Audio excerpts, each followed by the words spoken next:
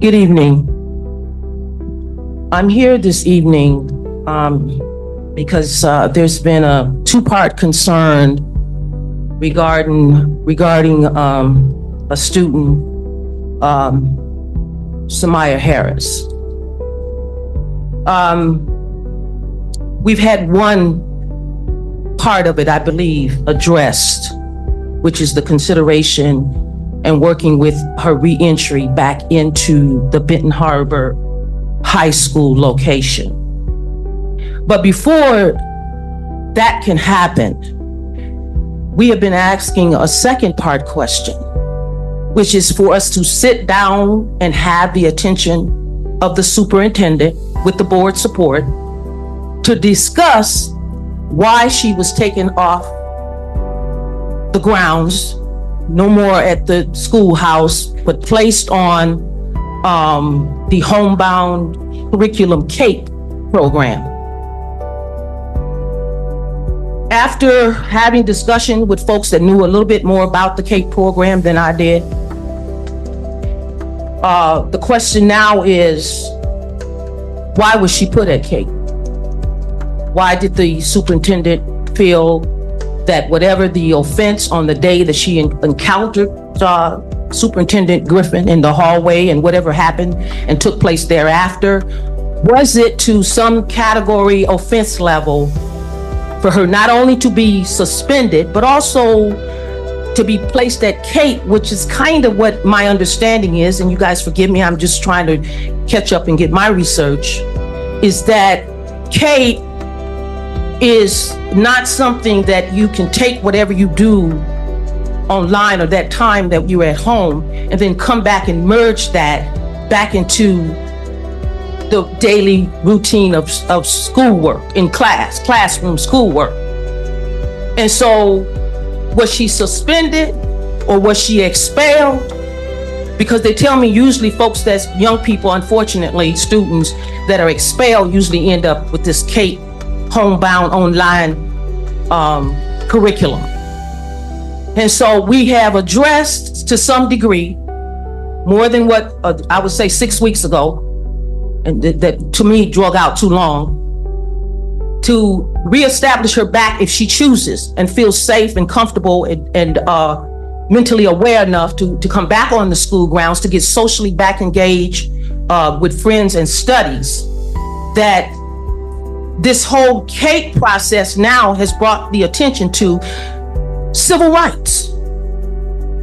We have to look at that if there was a directive and her civil rights was broken when she was placed in CAPE, we can't hide that. We got to deal with that because that happened. She's registered in CAPE. So we've been asking before we can say, come on back home. We haven't had a adult conversation with the dad. Dad says he's never had a conversation with the superintendent why his daughter was sent to CAPE. It's fair. It's a simple, really question. And this should not take Auntie having to dig into her pockets to pay for consultations with lawyers, because I ain't playing. Not when it comes to a life. I'm fighting for her life right now. And so if I can't get this question answered, and we pulled the school records, we got copies of that, and we went through, y'all know we got an advocate. She helped us try to read and dissect. And there's nothing in the record showing any detailed level of why she was dismissed, other than she left the classroom, went out into the hallway. And I need to know if that's what's happening to every student, is that they end up in CAPE because they go out in the hallway. Right. I ain't gonna be long. I waited on y'all patiently. So what level of offense is the question that was committed that day when she had that encounter with the superintendent?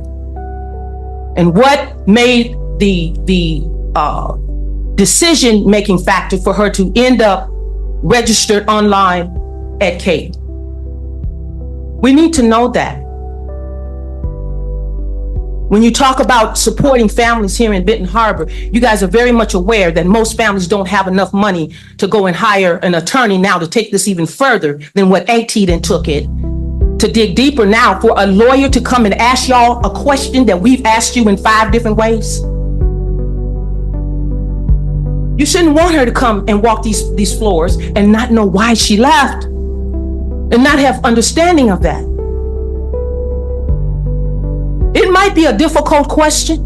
It may involve, some uncomfortable what happened that day. I get it. But how are we gonna not deal with it? And if her civil rights was interfered with, it ain't just me that shouldn't be playing. It should be all of y'all that shouldn't be playing either. Y'all say y'all want stuff done right, you want it done in order, that you want to hold accountable. Don't just wait until you say it's okay to hold somebody accountable.